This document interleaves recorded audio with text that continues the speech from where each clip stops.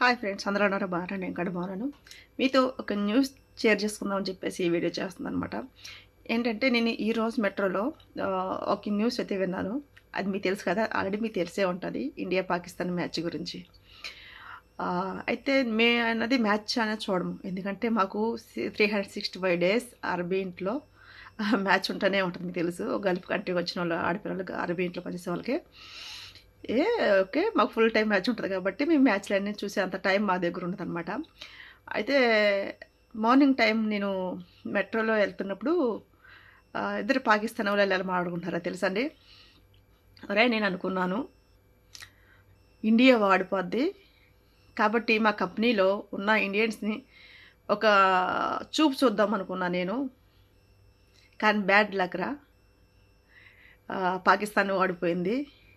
వాళ్ళు నా వైపు చూస్తుంటే నేను తల కింద కట్టుకుని వెళ్ళవలసి వస్తుంది అనేసి. ఇంకో అన్నాడు, నేను కూడా అలాగే అనుకున్నాను రా, మన పాకిస్తాన్ గెలిచిద్ది, మన పాకిస్తాన్ గెలిస్తే దుబాయ్లో ఒక పార్టీ ఇద్దాం అనుకున్నా నేను అని. అందులోకి నాలుగో దూరంలో ఉంటారు కదా ఒకరు, వాళ్ళు వెళ్ళి మరి పాకిస్తాన్ ఓడిపోయింది కదా, మరి ఇప్పుడు ఏంటంటే ఇప్పుడు కాకపోతే నెక్స్ట్ టైం పాకిస్తాన్ గెలిచింది కదా, అప్పుడు చూపిస్తాం పాకిస్తాన్ అంటే ఏంటో.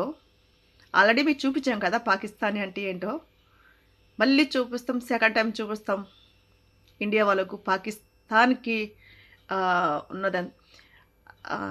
అప్పుడు నేను అనుకున్నాను మనసులో, వీళ్ళు పాకిస్తాన్ వాళ్ళకి మైండ్ అనేది మొఖాల్లో ఉంటుంది అనుకుంటా ఎక్కువ శాతం.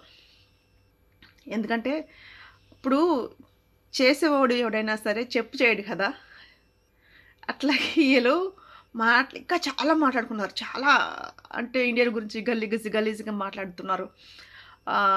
అంటే గల్ఫ్ కంట్రీలో అయితే ఇండియన్ పాకిస్తానీ అంటే చాలా కంట్రీలు ఉన్నాయి కదా, అందరూ బాయ్ బెహన్ లెక్క అన్నదమ్ముల లెక్క ఉంటారు. కానీ ఎప్పుడైతే పాకిస్తాన్ ఇండియాకు గొడవ జరిగిందో, సింధూర్ ఆపరేషన్ అని జరిగింది కదా, అప్పటి నుంచి వీళ్ళు ఇండియన్స్ చూస్తే వీళ్ళకి కడుపు మంట. మన ఇండియన్ చూస్తే వాళ్ళకి జల్సీ, మన ఇండియన్స్తో మాట్లాడాలంటే వాళ్ళకి వణుకు, అలా ఉన్నది. ఇప్పుడు ఈ మ్యాచ్తో మన ఇండియా 100 ఏళ్ళు కాదండి 1000 ఏళ్ళు ముందుకు వెళ్ళిపోతున్నది. ఎందుకంటే పాకిస్తాన్ వాళ్ళు మాట్లాడే తీరు, వాళ్ళ పద్ధతిని చూస్తూ ఉంటే మన ఇండియన్స్కి ఇంకేం కావాలి ఏనా.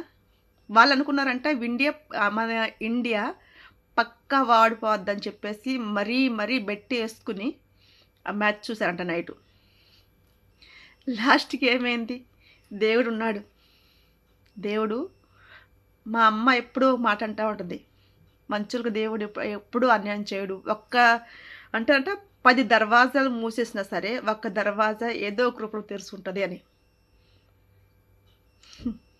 మరి చూసారా దేవుడి విచిత్రం.